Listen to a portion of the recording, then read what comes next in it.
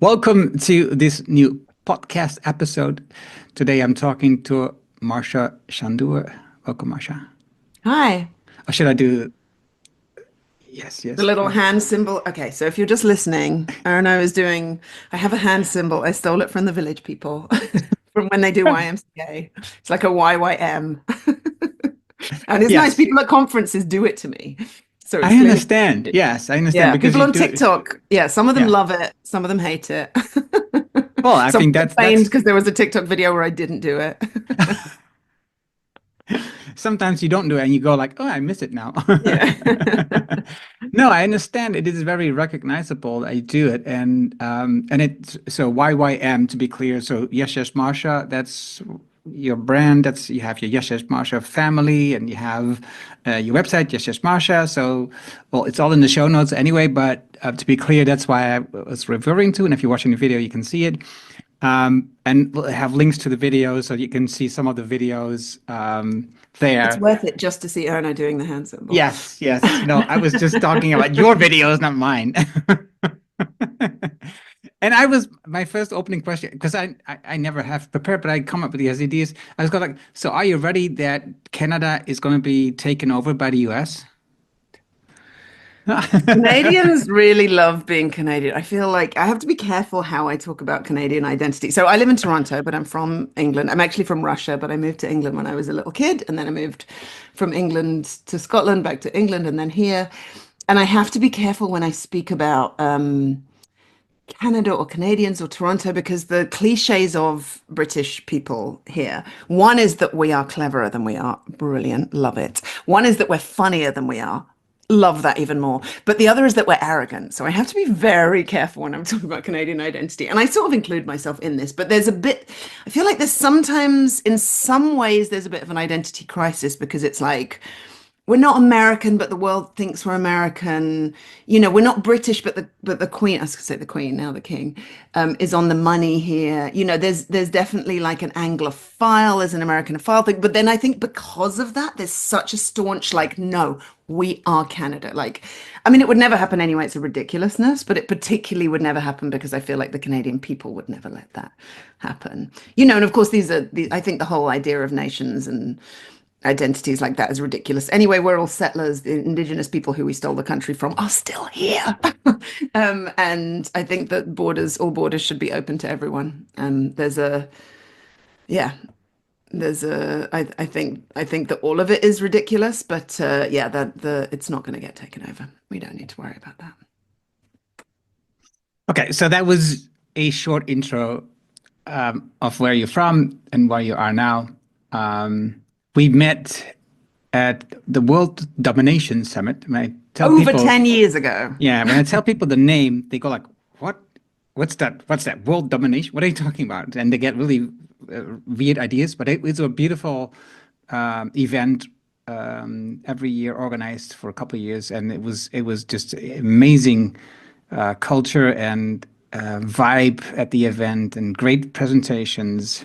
It was essentially do-gooders trying to make the world a better place, but enjoy the process. Yeah, and it ran for 10 years. And yeah, you and I met in my first year when I went on the stage as a attendee storyteller. They asked people in the audience to apply to tell a story. And it was funny because I applied thinking, well, 25 people are going to apply. They're going to pick 20 of us. And then I found out hundreds of people applied and they picked 12 of us. And I thought I was so I went to tell my friends, oh my gosh, I'm going to tell my story to 500 people. And then one of them said, Marsha, it's 3,000 people. It's like, oh, I was not prepared for that.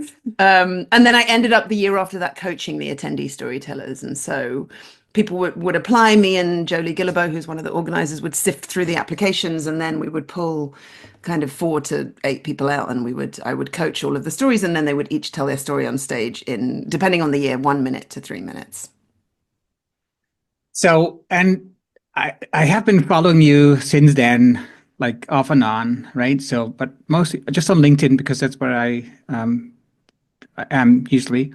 And recently I've been seeing your videos more and more. And I was also wondering, okay, how is this working for you? Does it really work for you? Does it help you? We're gonna talk about that later. So hold on. Yeah. Don't Okay. go I have a yet. lot to say about that. Yeah, so That's been a big I wanna, change in the yeah, last 6 months. yeah, I wanna have like a cliffhanger for this to talk about Okay. later, because I wanna also give you a great introduction, not just talk about who you are. I'm not gonna introduce you. You can do it yourself. But I mean, so storytelling, that's your thing, and it has a lot to do with where you grow up and the culture that you grew up in. Yeah, so storytelling, specifically what I teach, sometimes that's a bit ambiguous, right? People think I'm teaching people to tell stories around the fire. The stuff that I teach will help you do that, but it's really storytelling for work. So it's storytelling in presentations, primarily in keynotes, but also for communication at work, to make communication smoother, to make it nicer, to make it clearer, to make it more effective. I have a whole other strain of stuff I teach that I call ethically persuasive communication, which is essentially how do you ask somebody to do something for you in a way that makes them very grateful that you asked and therefore more likely to say yes. And storytelling is a part of that, but it's because I realized I was teaching people how to be great storytellers, but without all these foundational things, it doesn't matter how good your story is. People will enjoy it, but it won't change their action. So it's storytelling to drive action, essentially. Yeah, but I'm actually, as I mentioned, I'm Russian, and so I grew up in a culture of storytelling. Anybody Eastern European will know that, when you call your mom and ask her how she is, when I call my mom, she doesn't say, how are you, darling? She says, so there I was in the Gare du Nord in Paris, and I see that my train is leaving in 2 minutes. So I pick up my suitcase. Like everything is a story all of the time. And so I definitely grew up in that culture. And I grew up in a big house with me and my brother, and then about 10 grown-ups. And everybody's just like telling stories all of the time. And so there was a lot of stories about. And then I became a DJ on music radio. And suddenly I had to cut my very long stories from 20 minutes down to 20 seconds because after 20 seconds, the jingle kicks in and you have to stop talking because someone else is. And so that was where I learned how to edit my stories down, how to get the most bang for my buck in those 20 seconds. And I did that for 15 years. That was my career as a radio DJ. And then I moved to Canada and switched career and ended up in this one where I work with individuals helping them write keynotes or sometimes storytelling for other things. I have a client right now who we're working on her book proposal, which is not something I ever thought that I would do, but and then I also work with organizations running workshops and training on storytelling and persuasive communication, which I call ethically persuasive. I have a particular way of doing it. So you're not just forcing people to do stuff they don't want to do. It's just convincing people that the thing that you want them to do is actually better for them. That can be, in my looking at it, it could be not dangerous, but a sloping. Well, a slippery slope, but the reason I say ethical is because it's not coercion and it's doing it when you like what I do with my clients is I get them to think about how will the thing that you want them to do genuinely benefit these people. So essentially it's got three parts. It's what is it that you actually want them to do, because people often aren't clear on that. What is the problem that they have that the thing that you want them to do will help them solve, and what's the desired outcome that they have that the thing that you want them to do will lead them towards. And rather than going in and saying do this, or in terms of sales, buy my stuff, it's going in and saying, hey, this problem that you have that sucks, this thing that you wish was true, did you know if you do this thing you can get from that problem to get the thing that you wish was true. And yeah, sure, there's a way that you can do that that's nefarious, but if I do it mostly with people who, like when I used to do it with entrepreneurs, it was people who found sales really difficult. It was a lot of my life coaches and people like that. Oh, I've been doing this for free for years. Why should I charge? And oh, writing a sales page is gross. And I don't want to force anyone to buy my stuff. And it's not about forcing anyone. It's about saying, hey, you have this problem and it sucks. And there is actually a way out of it. And I have that way out of it. Would you like it? You don't have to say yes. And so I think that's why I call it ethically persuasive, because it's just, it's showing them. And when we talk about it in terms of sales copy, and that's something that I still do with people sometimes, And actually, we do this when I'm working with my speakers. We spend the whole 2.5 hours at the beginning, if not longer, doing a deep dive into what's going on for the people that you're speaking to. What are the problems they have that you know they don't need to have? What does that look like for them? Not the problems you think that you know they have, but the ones they think they have.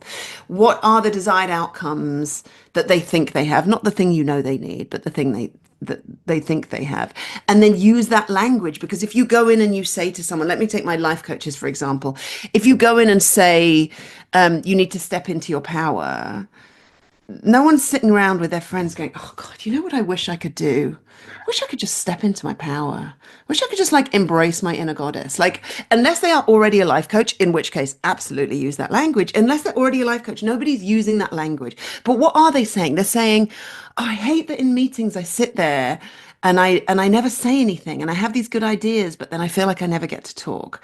I hate that, I have this friend and she always decides where we're going to go for lunch and I never get to. Like, what are the real problems that they think they have and address those problems? What are the real desired outcomes that they think they have and address those? And if you go in and you say, are you a person who has friends where the friends always decide what to do and you never get to? Would you like to actually have more equal friendships? Let me tell you how. And part of what you're doing when you're articulating those things is you're helping them even if they never buy from you, or in the case of, a speaker, if they never do the thing that you're trying to get them to do. Because number one, you're telling them there is hope. My first life coach I ever hired, I actually didn't hire the person I found her through because that person wasn't a personality fit for me. But the sales page that she had was addressing a problem that I didn't know was solvable. She was talking about, do you feel like you sit down to work every day and you get to the end of the day and you have achieved nothing? And I was like, wait, I can fix that? I'm not just like an unhelpable loser. And then the other thing it does, when you can articulate the problem that they have using the words and phrases, the problem they think they have, using the words and phrases they use, then you do a bunch of things. One is it shows that you are for them and not for everybody. And they don't want to hire somebody who says, I can help you fix stuff. No one's going to hire. But if you can say, I can help you if, you have a an office that has orange walls and a blue door and you really wish that it was a slightly different shade, then you'll be like, oh, I do have an office with, orange walls and a blue door, whatever it is. So it shows I am for you, I'm not for everyone else. Secondly, it gives you credibility, because if you can articulate my problem, you probably have a good idea of how to solve it, if you really understand my problem. Thirdly, it shows that you're safe. This is especially important for any service providers, coaches, therapists, whatever it is, because it says, I'm not going to say to you, oh, what's wrong with you? Why can't you do that? What's wrong with you? And I think for service providers, almost always one of the internal monologues potential customers have is, what's wrong with me? Why can't I fix this? And then finally, it says to them the four most powerful words in the English language, which is, you are not alone. Because if I bothered my ass to like stick this on a sales page or put this in a keynote, probably you're not the only person in the entire world that has experienced this. And when we feel like we're not alone, we feel like we belong, and we crave belonging more than anything else, more than happiness. Maslow's hierarchy of needs, right? It's like shelter, food, belonging, or is it food, shelter, belonging? And you're telling them they belong not when they've quote unquote fixed themselves, but where they are right now. You're saying you belong where you are right now. And so you're giving them the thing they crave most in the entire world before they have spent a dime on you, before they have taken any of the steps you're suggesting, which from a service point of view is huge. And from a sales and marketing point of view, like, if you've given me the thing I crave most in the entire world before I've spent any money on you, what's going to happen once I start spending money? So that's why, as you can tell, I feel quite strongly about this. That's why I call it ethical, because it helps people. And sure, is there a way, could I convince you into doing this thing that actually you don't want to do? That's going to help me short term, but long term, it's not going to help me. It's actually going to be really damaging to my business. And you, especially if you're a service provider, you don't want people that you can't help. I turn down jobs all the time. Just yesterday, somebody emailed me saying, can you edit my novel? And I was like, that would be fun. And I wouldn't mind getting paid for doing that, but it's not what I do. And so I would feel stressed out the whole time. Yeah, and when I asked that question, which started this you going off about the niche, as I consider, and really understanding who your client is, Mm. which I'm all for. I have the same feelings. It's all ringing a bell for me. I love Seth Godin's idea of minimum viable audience, for example, and really Yeah, understanding who your audience is and making sure yeah, it's not about quantity, it's about quality. So make sure that you really understand them absolutely. instead of just I'm here for the world. No, I'm just here for you, right? Absolutely. But I also see this part when you, because I saw that you also still are doing voiceover things, and you're not anymore. I do a little bit. Okay, I get okay. like one job a year. Yeah, I but have an look, agency and sometimes they send me work and it's fun and I get like I'm playing it. I feel like I'm playing it being a grown up.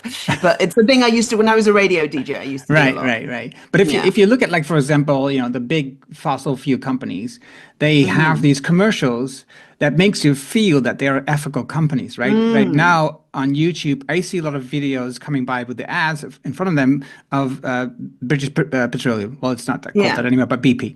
Yeah. Or Shell about how they are investing in whatever. Yeah. And I and they make it sound that they're like ethical and like good companies, and it's all just misleading. That's also the feeling I'm getting from ethical, Yeah. right? But it's me. And I'm sure it's just me. but But I think you're right. Jonathan Fields once did this he used to do a kind of curriculum called Revolution U that was, can we take the pillars of social revolution and apply it to business? And when he first announced it at one of his events, I was there and somebody in the audience said, what if the bad guys get hold of this information? And he was like, oh, they have it. They already have it. The problem is not enough of the good guys have it.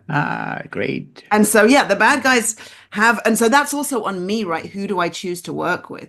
And sometimes, like, I did a job for Meta, and I had some big feelings about it, and I decided, and the actual, I'm NDA'd up to the eyeballs, so I can't talk about it very much. But the actual people that I worked with were, first of all, we were all politically aligned. Secondly, I felt that the work that they were doing was really exciting and that they their kind of drive, now they're not the ones making the decisions, but their drive behind why they were doing what they were doing was very politically sound. But it was also, it's, I feel like as an entrepreneur it's constantly the balance of like, I only want to do good work and I have to pay my rent, and sadly my landlord does not accept goodwill. And so for me, I'll often, when making those decisions, will do, with limits, I'll do one for me, one for the studio, where I'll go and I'll do a job like Meta that will, pay the rent for several months. Again, I can't tell you the exact amount. I'm No, NDA. no, that's And okay. imagine it was not a small job. Yeah. But then off the back of that, I can then go and do, I'm just about to start with this nonprofit called Rebels for Peace, who do this incredible work in Chicago where they do peer-led coaching in schools. So instead of Wow. having some, nice middle-aged lady walking in saying, hello, children, here's how to, be more active, they have kids who are just like them, who are like the cool older kids coming into school and doing stuff. And the results they have are unbelievable. And I'm not being paid for that work. And maybe they could find some funding to pay me, but they're never going to be able to pay me what Meta can pay me. But it's okay because Meta already paid me that. So that gives me the money, that gives me the capacity to do that for free. I have pro bono work built into my business model. And part of that means sometimes taking jobs. But equally, like, I was given a voiceover audition for a McDonald's job, and I was like, that's one of the few things that I've always said I'll never do. There are certain companies that I will always boycott. And and so, we all have our own line in there. I turned down a job from a weapons company, but I also around the same time took a job from a bank, and like, who's funding the weapons? It's probably the bank. But at the same time, it's like, who has an iPhone? Like, so many people, who has a smartphone? Almost everybody in my country, and presumably in your country. And so where you've got to find your place where you draw the line. I don't not use ChatGPT, but I try not to use it too much because I'm aware every question is like pouring a bottle of water onto the earth. And so I try and be careful. I try not to use it for jokes or chit chat. Like you all have to find your lines. But yeah, I really think the core of that is like the bad guys already know how to do this. I'm trying to teach the good guys Yeah, mostly, yeah, yeah, and I like the your less so. explanation. I think this is a struggle for a lot of companies and entrepreneurs. Um, who is my client, and do I then deny all the other ones, right? Is it just these, or is there space for, like Hmm. the bread and the butter, right? So there's your True Stories Toronto. Does Yes, True that, Stories Told Live Toronto. I does have that, a show tonight. yeah, does that fall into that bucket of free work as well? Oh yeah. Oh yeah. It's very free. I do I do a fundraiser once a year where I get like $300, but I spend every each show I'm putting in hours. I mean, I coach all the storytellers, so I'm spending 2 to 4 hours with every storyteller, and I do all the organizing. I have a couple of volunteers who come and help put out chairs on the night and put things away. But mostly I do everything. That's kind of art for me. I've been trying to figure that out because I've been doing it for almost 12 years. And usually, so this is, I should explain what it is. It's a storytelling show. Five storytellers each tell a true story. Usually, one of them is a musician who will tell a story about a song and then play the song. And it's free entry. I do one fundraiser show a year, the Halloween show, where we tell ghost stories, and otherwise it's just free, which honestly is like a stress levels for me thing. I tried charging for it when we were getting 150, 200 in each session, and it was so stressful. And I wanted to pay everyone, and so by the time I had paid everyone, I realized that the amount of stress it was, I would have paid the amount of money I made, I would have paid someone to take that stress away. And yeah, it feels like art for me, and that most things I organize, I have like an internal monologue of like, I made this happen because I'm the best. And with this one, it always feels like, wow, I get to be part of this. And yeah, it's amazing. And so there's no theme on the stories, and I get to hear so many incredible stories, and it's so fun for me to get it down to 10 minutes. And I'm also practicing my work, right? I become a better and better storyteller every single time I coach the stories. We have a 2 year waiting list to tell a story. Yeah, that's for sure goes into the one for me. And Bucket. what was your intention when you started this? Did you have like a goal? So it was a show that ran in London. I got obsessed with this show called The Moth that's in the States. They have a great podcast. And I was living in London at the time, and I thought there has to be something like this in London. I found this show called True Stories Told Live that was started by a bunch of people, including David Hepworth, who was launch editor for a lot of big UK magazines, Q, The Word, Mojo, Just 17. And I went and found it to be, I loved it. And then I told the story, and I found it to be a very profound experience. And it was a story about my granny who had raised me, and she died a few years before. And I felt like I got to spend time with her. And now I know that's because your brain, when you're telling a story or listening to a well-told story, your brain responds as if the story is actually happening to you. And so, so my brain thought I was spending time with her. And when I moved to Toronto, I wanted to start one. And there's actually a very healthy storytelling scene in Toronto. There's a folk storytelling scene that's been running since the 70s, and a storytelling festival that's been running since the 70s. But there was a couple of true stories shows, but there was a couple of things that were different about this one. And one of the things was having a musician, because of course I worked in the music industry for so long. And the other was it started early and ended early. And I had put on so many music events in the past where I'd been begging all my friends to come, that I found the smallest venue I could find, which was a tiny coffee shop where even if it was just me and the five storytellers, that would be our audience, and that was fine. And so, of course, it's the most successful thing I've ever done. And it kind of exploded out of that in a year. And now we have kind of between 50 and 200 people come to every show. And yeah, and I love it so much, and it's a lot of work. And I only do a few shows a year because it's so much work. But every show, I think, oh, why am I doing this? And then after every storyteller, I'm like, oh my God, I'm so excited! This is amazing. And yeah, I love it passionately. It's one of my favorite things, and I'm excited to go this time because we had a show 8 years ago, and it was in 1 week there'd been the inauguration. This is in 2016. And I'd also been to two Muslim ban protests in a week, and I was feeling so hopeless about the world. And I felt like I had two choices. Either I could engage with what was happening and fall down a big hole of despair, or I could not engage, and that felt morally problematic. And then we had our show, and I thought, oh, there's this third thing where as long as you have two people in some way to communicate, you can have, which is the level of connection. We had somebody come and tell a story about protesting at Standing Rock in the US with alongside Indigenous people, and I'm always finding the small story within the story. So it's like that was the big set piece, but really the story was about this moment where he had to be courageous and he felt cowardly and he stepped away and the shame that he felt and all of us were walking around feeling so connected with each other that I was like, oh, there's this. It just kind of gives me hope. I mean, because of that thing where your brain thinks that you're actually experiencing the story that you're listening to, storytelling is literally growing empathy. You get to kind of touch what it was like in the way that, when you have a really vivid dream and you wake up and you feel like, oh, I kind of feel like I know what it would have been like to fly or to, kiss Pierce Brosnan or whatever. Random example plucked from my imagination.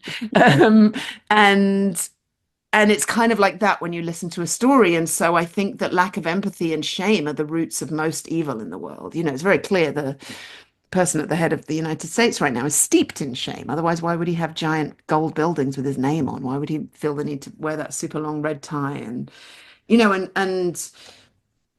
and if we can tell stories and listen to stories, then we have a chance to reduce some of that shame and maybe reduce some of the evil in the world. Wow, that's an ambitious goal. Hmm. I said reduce. I didn't say eliminate. I know. I heard you. I heard you. I choose my words very carefully. But still.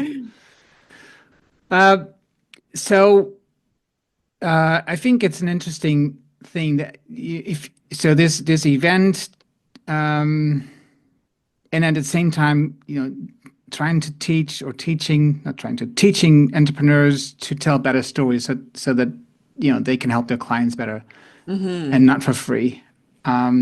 Which sometimes for free. Oh, yeah, that they sometimes can help their clients. Right. Both for free and not for free. Yeah. No, I agree. So that's not just for free. Not just. Yes, you have so much better with words than I am. So I think that is wonderful. So what would be your main advice, except for choosing your niche or niche, for an entrepreneur? How could she use storytelling? So I had this sales coach, Kendrick Shope from the Deep South. She's amazing. She taught me everything I know. And she used to say, all things being equal, friends buy from friends. All things being unequal, friends buy from friends. And the way that she meant it is that you need to build a relationship with your prospect. She talks a lot about follow-up, says, 50% of people, 50% of sales are made in the follow-up, 80% of people never follow up more than once. And so she's like, it's all about building a relationship and adding value before you ask for anything or alongside you asking for anything.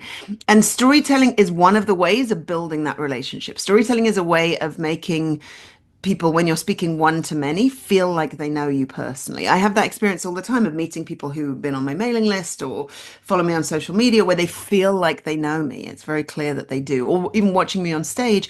And that's because of telling stories, because stories show your lens on the world. And I want to be clear, when I say storytelling, I'm not talking about big epics. The way that I teach storytelling is not about the structure of your beginning, middle, and end story. If you're going to tell a story on stage at a storytelling show, absolutely that stuff is important. But mostly the way that we're using it in work, whether it's entrepreneurs, whether it's in an organization, is you're just describing moments. You're just lighting up their brain by describing little, what I call action scenes. So a sentence that I was given by my storytelling teacher, Sage Turtle, is that when you're telling a story, you're making a movie inside your listener's brain. And so you want that movie not to be voiceover, where you're giving kind of big, broad descriptions and opinion, not to be montage, where you're saying this happened, then this happened, then this happened, but action scene. You want to describe, what did it look like? How did you feel? What was it like to physically be there? What was it like inside your body, inside your emotions? And when you can do that, you can really see someone's lens on the world, and you can see if they're your person or not. I mentioned that life coach earlier who had the sales page that rescued me. The reason I hired the person that she told me about and not her is because she brilliantly showed her lens on the world. And she was like, I just tell you what I think, and I'm not afraid of anyone's opinion. And I was like, I respect that so much. And I'm a little bit frightened of it as well. So I don't think I would be a good client for you. But she told me about this other lady, Jill Farmer, who was definitely like my kind of person. And again, I knew that because Jill Farmer was telling stories on a podcast. And Jill and I worked together and it changed my life. And so, when you tell stories, it's a way of creating those connections. It's also a way of adding value to people. They say in sales, I'm sure you've talked about this before in the podcast, that even people who want to buy need 8 to 12 touch points before they will buy. So how do you do those 8 to 12 touch points without being super annoying? You do a story every single time. Someone who is brilliant at this is Laura Bell Gray from talkingshrimp.com. If you go to her LinkedIn, she says, I have the only mailing list anyone opens anymore. And it's true because I read every single email she sends because she just tells brilliant little stories and they're tiny moments. She's walking back from a restaurant with her husband talking about why they call the burger the special. She's standing outside a store and somebody's sitting there eating a piece of watermelon and she notices him. She tells these brilliant little stories and you never feel like she's selling to you. And she has all these products and she's doing fantastically well, as she deserves to. Her products are great, but her sales are incredible because she's always telling stories. And so stories are so important. When you're doing a keynote, I call telling a story at the beginning, I call it getting everyone in the boat. Because if you come out and you say, today we're going to learn this, this, and this, something that intrigues them and makes them want to keep listening, that they care about. And then you say, but first I'm going to tell you a story. And then you tell a story. And it doesn't have to be directly relevant to whatever you're teaching. It can just be describing a moment. If people feel an emotional connection to you with that story, which if you're answering the question, how did I feel in that story, they will, then I call it getting in the boat because it's like they all get in the boat and they're just like, where are you going to row us, Erno? Like they will just listen to whatever you say after that because they feel that connection. It builds that trust. And also there's certain things you can do in storytelling, like have tension, which releases oxytocin in people's brains, and dopamine and oxytocin is bonding, but also trust. So then they trust you more. There's so many ways that storytelling is magical. It helps you get a point across if you're speaking to somebody who doesn't have the same technical understanding as you do. Rather than describing the system of what you're doing, you can use that format I used earlier for the ethical persuasion. You can say, okay, when, say you're trying to sell like a certain coaching system. You might say, okay, how every week when you go grocery shopping, it's just this really stressful thing and you never know what to get. And then you're in the shop and you're worried. And then you come home and you realize you forgot half the things. Imagine instead if every single week you knew exactly what to buy in the grocery store and you never were at home running out of the things you need. So what I've done is I've told you a story about how your life sucks right now. Then I've told you a story about how wonderful your life is going to be. And then I introduce, well, I can help you do that with the new grocery coaching system. Here's how it works. I was preparing my newsletter that I sent once a month. And I was thinking, can I do another story? I just had a story about my sister last time, and I should just tell a story. But can I send a story every newsletter, Yes, every email? and you should. I know. That's what I already got from you. So you answered my question there. So that was Yeah, good. when Laura Bell Gray is selling something, she gives you an out. She gives you a way to opt out, but she will send like 12 emails in a week. She'll send 3 a day, and I'll still open them because they've got a story and I want to read it. Right. Well, I'm not sure if I'm not, I know, I'm sure I'm not going to send 12 emails in a week. I don't want to do that. But, Right. But if you put a story inside every single yeah, one, it's still, it's like a little gift. yes, I agree. People get value out of it, even if they don't buy Yeah. anything. I think like if you train and be very, um, aware of what's going on around you and find stories in everything around you, like you just described, it makes it a lot easier to every time have a story, right? And here's the thing is people think, oh, I haven't got any good stories. But if you think of the model as the action scene, all you're doing is describing a moment. If you've been alive and conscious, you have stories. If you don't need that beginning, middle, and end, you don't need that crux point, you know, you don't need the level of vulnerability of like, and then in my life, everything burned to the ground. You can just tell a story. I remember the first time I tried to tell a story in a sales email. So typically my business model is that I do coaching packages and then I do workshops for organizations. I've done like a couple of courses in the past, but I don't have products. Right now I'm considering doing one, but we'll see. That's a whole different conversation about a new audience I have, which you said we would get back to the videos. Anyway, Right now, I don't do that, but in the times where I have sold, I've sent those things where I've sent several emails and I put a story. And the very first time I tried to sell, I remember it so clearly. I told this story, and at the time I was teaching networking, coaching on networking, how to make friends in your industry. And the story that I told was about when I was trying to get into radio, and the story was me sitting in the bath at 11 o'clock at night and crying in the bath, and how like there's some sort of something exquisitely painful about crying in the bath or the shower. It's something about like being clean on the outside while you feel, whatever it is on the inside, and your tears mixing with the bath water. And I was crying listening to the guy on the radio and going, I'm better than you are. I'm better than you are, but you have this job and I don't. And then I kind of went on to say, part of that was because I just hadn't actually been networking. And it's really about, so much of everything is about being in front of the right people.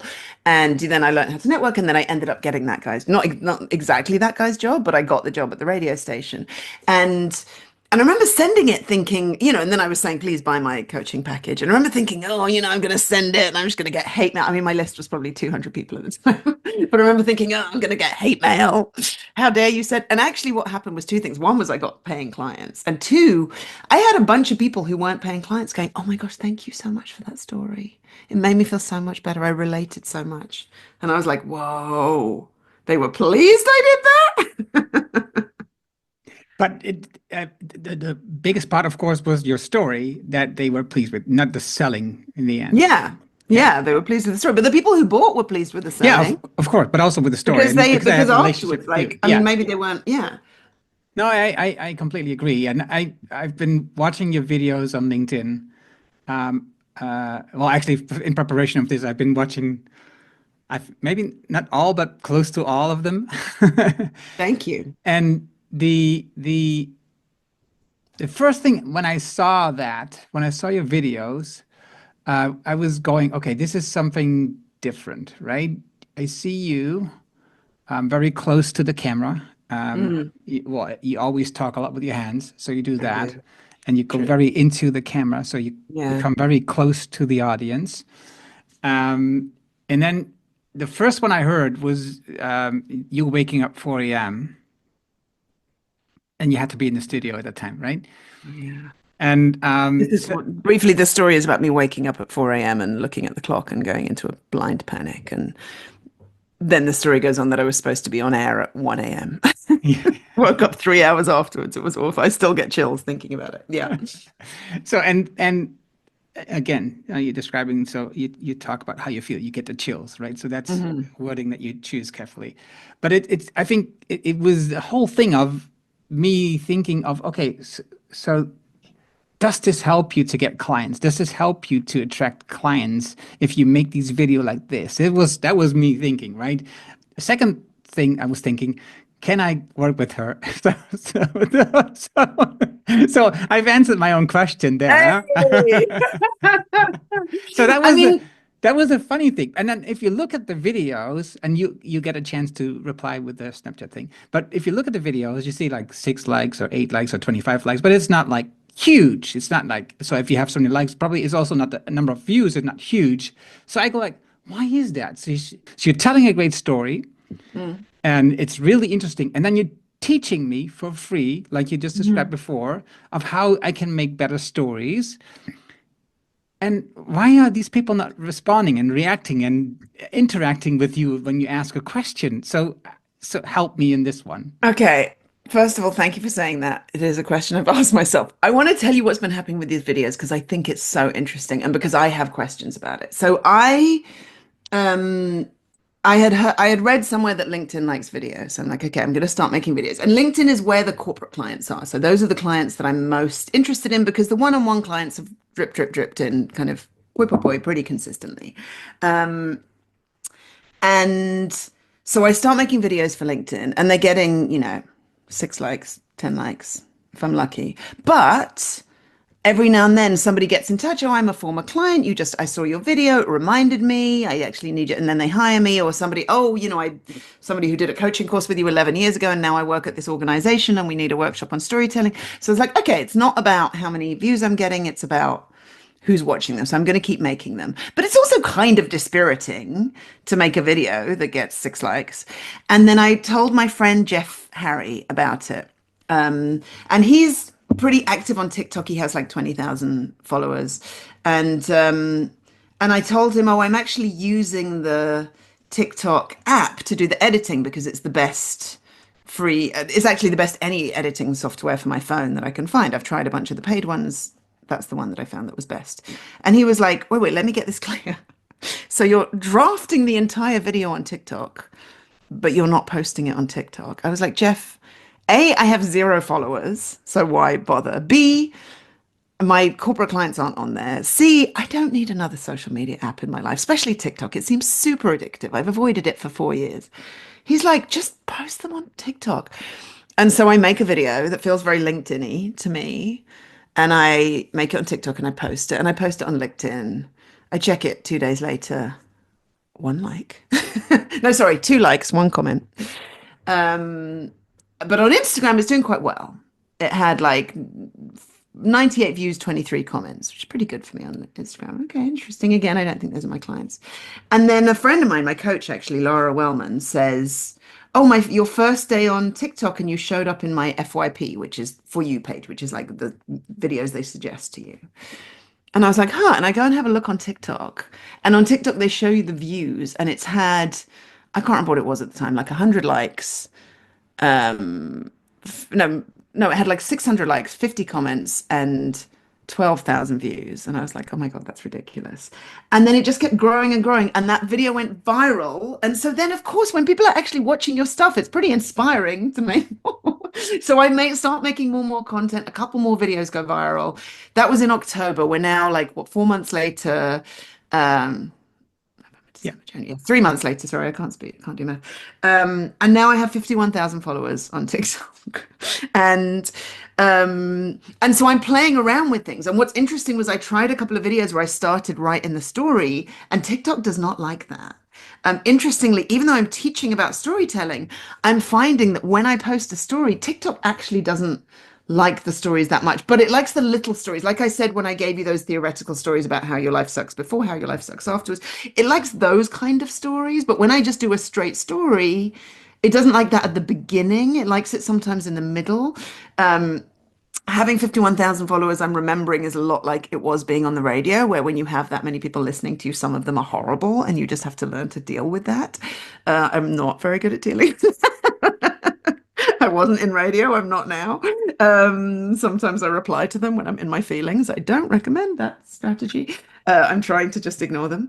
But yeah, and then I'm posting these things on LinkedIn, and you're right. And I don't understand why they're not getting traction on LinkedIn. And I think it's 3 reasons. I think 1, I just haven't figured out the algorithm on LinkedIn. 2, I think that they are too casual for LinkedIn. Because as you say, I'm very close to the camera. It's very intimate. Like, I think that's partly why it's working. Because I used to make videos for YouTube. If you go to my YouTube channel, you'll find a bunch of videos on there, and they are very far away from the camera. They're very professional. I actually hired a videographer. I have edits. I'm doing costume changes. Where there's like jump cuts all the way through, and people do that stuff on TikTok. I'm sure I would be more successful on TikTok if I did that, but I'm really going on the philosophy that done is better than perfect. And I know that if I wait until I do the edits and the jump cuts, it will never happen. That's why I haven't made a YouTube video in 5 years, because life gets in the way, and I have a small child, and life is busy, and so with this TikTok thing, I'm just like, it works when I just point in the camera, and they're a little bit sloppy, and I watch them, and people, cuss me out in the comments because I mess my words up, or I got my ideas a bit confused or something. And that's what happens because I don't practice them a lot, but also they happen. And now I have 51,000 followers. And so something is working. And I've been getting clients. I've been getting one-on-one clients from there. And which again has not been the thing that I was driving to get, but I put my prices up, because I could. And again, getting clients, that's where the book proposal client came from. I've got somebody else who's like a TikTok star in a different country who I'm helping, with her stories and her videos. Like it's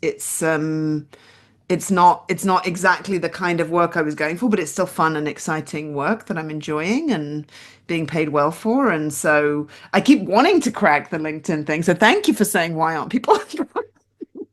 Because I'm like, I'm the same. Why aren't they? But I'm trying to figure it out, and I'm trying to figure out. I also have I use this thing called Smarter Q that kind of posts 3 times a week on LinkedIn and on Facebook. I was just doing that in the time when I wasn't really posting to make sure I had a present. But I wonder if LinkedIn is punishing me for that, the Hmm. algorithm, because it doesn't like things that are being automated. I don't know. But yeah, it's working for me on TikTok. It's not working for me on LinkedIn. And also TikTok is a mystery, you know. Sometimes I post a video that I'm like, oh, that was so great, and it gets, 1,200 views. And then other times I post things where I think, well, that wasn't that good, and it gets 50,000. Well, then So you can always compare to your all of it's LinkedIn, right? Because even if you have like 1,200 views on TikTok, you go to LinkedIn, go like, oh, it's still a lot more than on LinkedIn, so it's yeah. okay. But it's also like it's funny because with my show, I mentioned I started it in this tiny cafe. The very first show, 3 people came. I was related to 2 of them, and another was a really good friend of mine. Like my mum was one of them. And then now, because we're in a big venue, sometimes 50 people show up, and I go, oh, only 50 people showed. To be like, Marsha, 3 people came to your first show. 50 people is huge. And so in the same way, sometimes I'm like, oh, I only got 100 likes on that post on TikTok. Go look at LinkedIn and you'll be humbled. Yeah, no, Because over there you got 2. I think it's not only just about being humble, but I think it's about, like you mentioned before, it's about attracting the right audience. So it's more Mm. about quality than Totally quantity, quality over right? quantity. Yeah, Absolutely. Yeah. yeah. Yeah. Yeah. But what I'm learning with TikTok is like bigger quantity will inevitably bring more of those quality people. That's And what I so hear sort too. of, Yeah. yeah, I would rather, but you also bring a bunch, like one of the things that people really ball me out for on TikTok is that I say the hook and then I say I'm Marsha from yesyesmarsha.com. That's when I do the hand symbol. I'm Marsha from yesyesmarsha.com, where I teach, and I need to have a good tagline because I keep getting it wrong every time. I keep getting it slightly Yeah, different, it but I is say where I every time teach you different. Yeah. storytelling for, how to tell Yeah. stories in Yeah, yeah, yeah. how to tell stories in presentations, keynotes, and at work. Um, and people really complain about that. And sometimes when I fight them back when I'm in my feelings, they say you would get more viewers if you didn't do that. And I say, but I don't care about quantity. I care about people. I'm not doing this just out of the charity of my own heart. I'm doing it because I want to get work and I need to brand myself if I'm going to get work. And, usually the people who are saying this stuff to me, I go and look at their TikTok and they have, 100 followers. And I want to be like, and one of them recently, I was like, I also like to give advice, but I ask myself, number one, did this person ask me for advice? Which in this case, I did not. Number two, I then might say to them, would you like advice? Number three, I ask myself, who is the expert in the room on this topic? Is it the person with 51,000 followers or the person with 120,000 followers? Yeah. No, Um, I agree. I think it's an interesting part, and why I thought it would be interesting to have you in the show is also to ask you specifically about this, because I think that entrepreneurs, founders, could do 2 things, right? They could do like what you already, everything that you do, for example, right? Telling stories, right? And then using your techniques, your tips, your hints, or even your coaching to become a better storyteller and use it in everything that you do, so that you become a brand, to become visible, relatable. People like you, and that's why they come to you, right? And then so, this, hold on, yeah, hold on. go And the on. second thing is to tell how you get clients, and you use video to attract clients, your clients. And this could be on, and as you explained, and I didn't know everything, this could be a very different effect that you get from, videos on using on Instagram or on LinkedIn or on TikTok. It could result in kind of different clients. All clients coming back to you, or, clients from corporate world coming back to you from LinkedIn, but also individual clients coming to you via TikTok. So I think just this part, for me, was the exact reason why we have this conversation. So So I'm there's very two grateful. there's Thank you. there's two other things I want to throw in that it's doing. One is, you had said that thing of like people feeling comfortable with you and people getting to know like who you are. And that's a thing when you do video that people will do. And especially like I know I'm good on video. That was my British and Canadianness. Am I allowed to say that? I'm very comfortable on camera. And by the way, that was earned. I used to be I worked in radio. When I first started being on camera, I was so stilted. I was so super, super uncomfortable. But it was a friend of mine who did this brilliant, oh my gosh, I'm totally blanking on her name, even though I know her so well. I'm gonna look her up so I can tell you her name. But she did this brilliant Holly, yeah, Holly. Now she changed her name. Holly G Studios was her website. I'm going to double check that that's the same name she still uses. And she did this program called, I think it used to be called From Start to Star. I can't remember what she calls it now.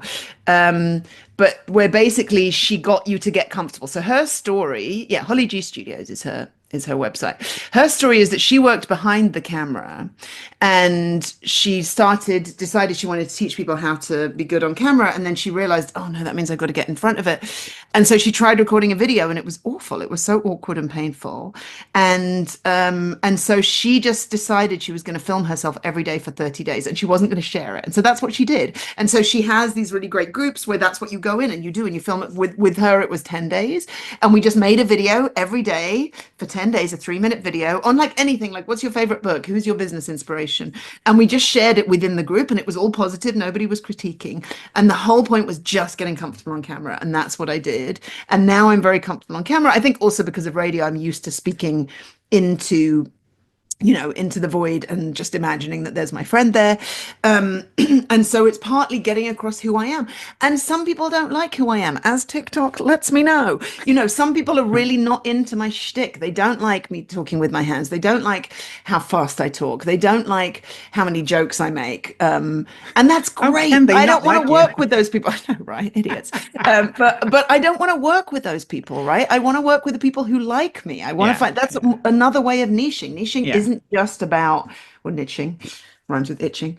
Niching isn't just about like getting people to buy your stuff. It's also about getting your people to buy into you because as Kendrick says, friends buy from friends.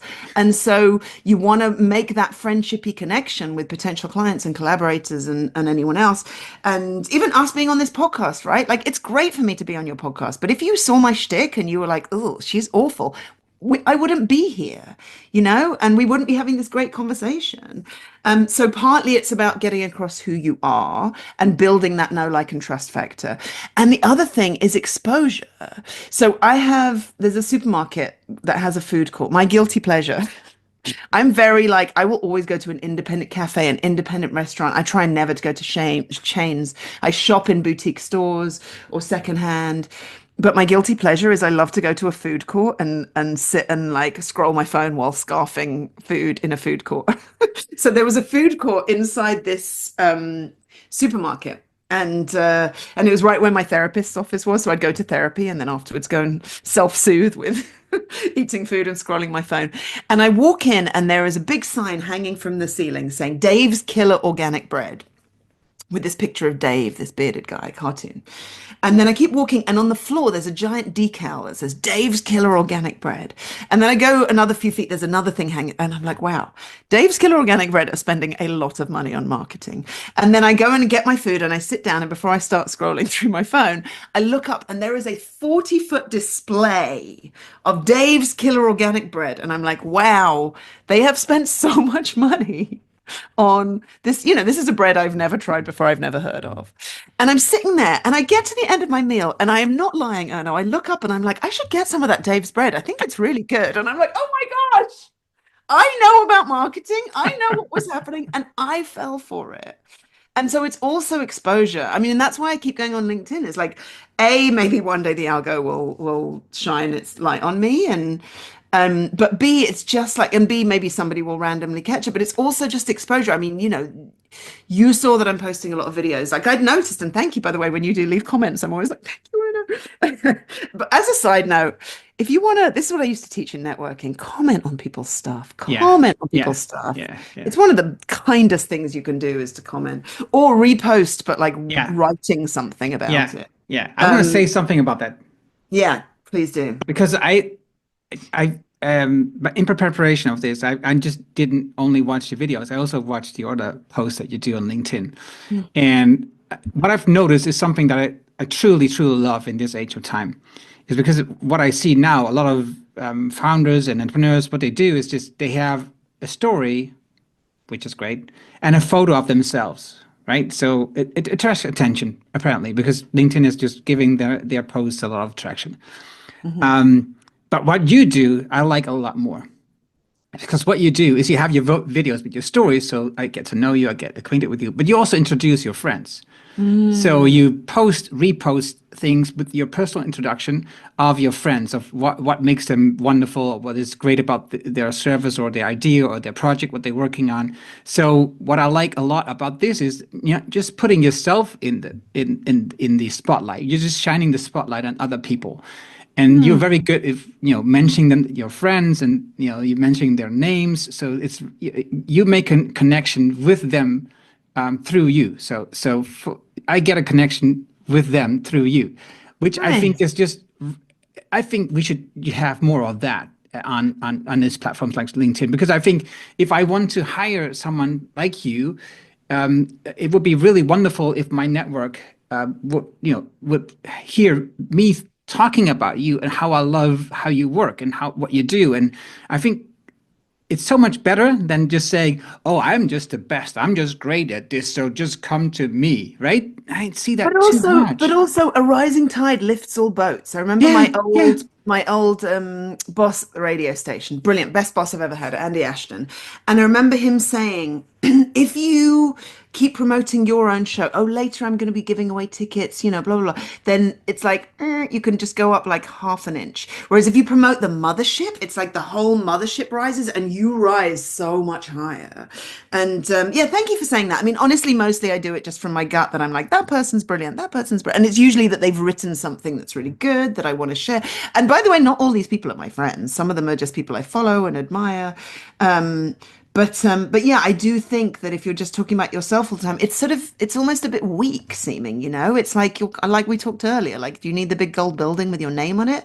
Like you're insecure, whereas if you're promoting other people, that's what I used to say to people when I would teach them sales, is like one of the most badass thing you can do in sales is to promote someone else. I remember once having a consult with someone. This is when I used to do a service called Sales Pages with Soul, where I would help you write your sales page. And we did this consult, and she wrote to me afterwards and she said, "Okay, Marsha, I'm deciding, do I hire you or do I hire a copywriter?" And I was like, when I worked with my sales coach, Kendrick Shope, who I talk about all the time, I once asked her, she said to me, if you had $500 to spend on your business, where would you spend it? And I said, on a copywriter to write my sales page. And she said, I wouldn't let you because I need you to learn how to do it first and then you can hire someone. And then I said to her, but if you want a copywriter, I really recommend, Rachel Allen. I really recommend Jess. Like I had other people, Jess at Verve and Vigor. Like I was like, I will give you a personal introduction to either of these women. They are incredible. And she wrote back and she was like, damn you, Marsha, I just paid. And because it's like if you're at the disco and that whatever that boy doesn't care who dances with him, he's suddenly much more appealing than if he's going, please dance with me. And so when you're promoting other people, it makes you look good because it's like, wow, she's so confident and secure in what she's doing. She's like actually actively telling me there's someone else I could hire. She must be good.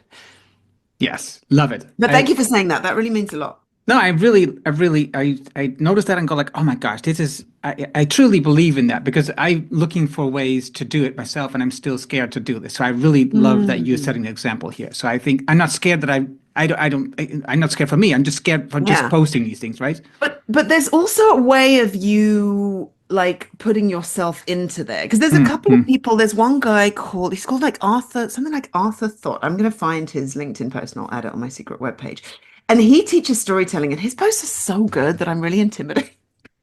But every now and then he does something, and I'm like, oh, that's brilliant. But I might post and be like, oh, I would use that in a workshop here. And that's a way of saying, by the way, everyone, I run these workshops. Like there's a way you can promote yourself whilst promoting someone else. Yeah, yeah. Okay, there's one more thing I want to ask you a bit about. That is, because you post, no, not you, one of your mastermind buddies posted a photo of you in the whirlpool or something. I'm not sure what it was, but something like In that. the hot Yeah, tub. In the yeah, hot hot tub, tub. yeah. Yeah. So Oversharing in the hot tub. what is the value of a mastermind for you? What does it do to you? What does it do for you? Everything, everything. I honestly think if masterminds were a standard in every industry, the world would be a different place. I have two masterminds that I'm in. One is virtual with a friend who's in North Carolina, another friend who's in Utah. And then I started one in Toronto because I wanted to have one in person. And so I asked two friends, Ginny Santos and Shilby Darla Kim. And then through Ginny, we found Carla Smith. And we meet once a month in my apartment for 2 hours. And we have built into the process that there's at least 15 minutes of hello, hello, and 15 minutes of chit chat afterwards. The hot tub was our Christmas party. We all went to Carla's house that time, and we had a little Christmas lunch, and we had a hot tub. And it was funny because I think we'd all like scheduled out 2 hours for that, but thought it might be more. And we ended up spending 5 hours together. And we've gone for dinners and stuff as well. And I think masterminds are so valuable for three reasons. One is it's just a brain trust that you can ask advice for. Two is I find I often Ginny Santos is one of the people in my mastermind, and I once did a workshop she was in where they had this brilliant exercise where you had to draw on a post-it what your problem was that you need help with, but you had to draw a picture. You weren't allowed to use any words. And then you had to stick the post-it to you, and then you had to go around and look at other people's post-its, and you had to give them advice based on what you thought their problem was based on the picture that they draw. None of us were artists. And then at the end of it, they said, okay, I want you to think about all the advice you gave other people. Can you apply that to your own problem? And we were all like, oh. And so, in a similar way, I often find when I'm giving advice, do you remember earlier I said part of my business model is doing pro bono stuff? I was at the time, a different mastermind, and I had a friend, and I was doing pro bono stuff all the time. Because I felt like I couldn't say no to anything, but also I was struggling to pay my rent because I wasn't doing that much paid work. And a friend of mine had a situation where she loved doing one-on-one work. She was a personal trainer. But the group online stuff was the stuff making her money. And I said to her, you have to just stop doing the one-on-one for about a year while you build up the other stuff. And you'll do that in order that you can come back to the one-on-one stuff. And I was like, oh my gosh, that's what I need to do. So I stopped doing pro bono for a year, built up the other business. So then I had the capacity to build it into my business. And I got that advice from myself, essentially. So I find masterminds are really good for that. And then the third thing is having that level of camaraderie and cheerleading, people to commiserate when things go wrong, people to cheer you because they get it. And with this mostly when I've had masterminds in the past, we've all done kind of similar work, but not exactly the same, or sometimes the same. In one of my other masterminds, Courtney Carver is like a minimalist. She runs Be More with Less. That's a very different business. But the other one is Michelle Barry Franco, who, when we first started, was a speaker coach. So we did very similar work. And then with my mastermind in Toronto, we all do different work, but it's sort of analogous. Like we've all actually collaborated with each other at different times. And so it's sort of, we have similar goals, but we're not doing work where we're kind of directly in competition with each other necessarily. Or somebody could be saying, oh, well, maybe I'll hire, Marsha to do it with storytelling, or Shelby to do it with passion coaching. But I think there's so much value in it. And also, I think this is also true of having a coach or having an accountability partner, but I feel it's not the job of your partner or your friends to know everything about your business. And to have somebody else that does is so powerful. For me, actually, I mentioned my coach, Lara Wellman. I call her my 1950s work wife because you know how sometimes if you work in a place, you have like a work husband or a work wife and they know, or a work spouse, and they know everything about your job. But the reason I say Lara is my 1950s work wife is because she's my coach. I don't really know anything about her business, but she knows everything about mine. And I think that's so important because it takes the pressure off my personal relationships. But she's often the first person I call when something good happens in my business because she gets it. And so I think that's true of coaching. And I think also if I didn't have her, probably my mastermind would be the place that I go. And it often is, like, they're often the second people I go to because they get it, because they know what's going on in my business. And I would add that there's often months with a mastermind where I think I don't have anything to take to them. And then I get to we divide the time up by whatever it is, we get 20 minutes each. And when I get to my 20 minutes, I'm like, oh, it turns out I did. I think because I love masterminds too, and I think it's just a safe place where you could just share your ideas and thoughts and new projects that you're thinking of, and they would just sharpen you. They would just improve your thoughts and be very honest and truthful about what they feel of. I think it's just a very secure and transparent space, to become a better entrepreneur or a person, or founder, whatever it is. So Yeah. I truly love it. But I was asking you because I wanted to learn how you looked at it as well. Mm. So thank you for that. Marsha, there's so many things I could ask you, and I think I should just hire you to do that.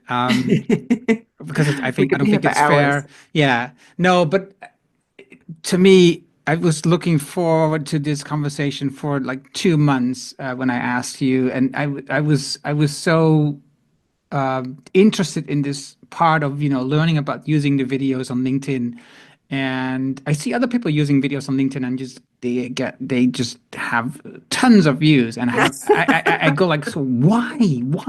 And they have this really It's the eternal question, Erno. stupid, in my opinion, they have these very generic videos, right? So But it's maybe that's what cool. LinkedIn likes, you know? Maybe it likes the generic and TikTok doesn't, and that's why I'm doing gangbusters on TikTok, but Yeah, not. yeah. Well, We'll see. I'll keep doing them.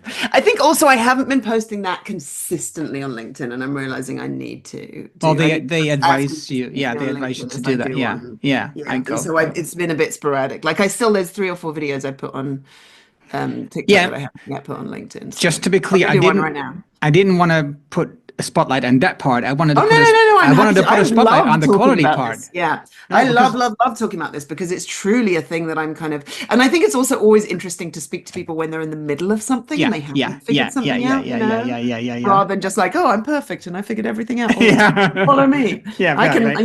you also can be a business coach making $100,000 Yeah, agree, like I am. agree. Like, So when people were watching the video, when we were talking, they could have see you either typing in the computer or just, doing something on the side. So you're making fiddling. notes, right? So you're Oh, I'm making making notes. Yeah, notes. that's how I listen. I make notes. But also, I know. because I'm I'm just, going to make you a secret web page, yes, I've that's what written I'm down. talking about So I'm now. going to Right. write, yeah. So So I'm tell going to the make a audience. secret web page Yes. on my website. It's going to be yesyesmarsha.com/decide for impact. And I'm going to put all the links on there of the people I've talked about. So we've got tons. Kendrick Shope, Sage Turtle, Jill Farmer, Talking Shrimp. That's Laura Belgray, who writes the great stories. Jeff Harry, who got me onto LinkedIn, Lara Wellman, my coach, Holly G Studios, who got me comfortable with camera.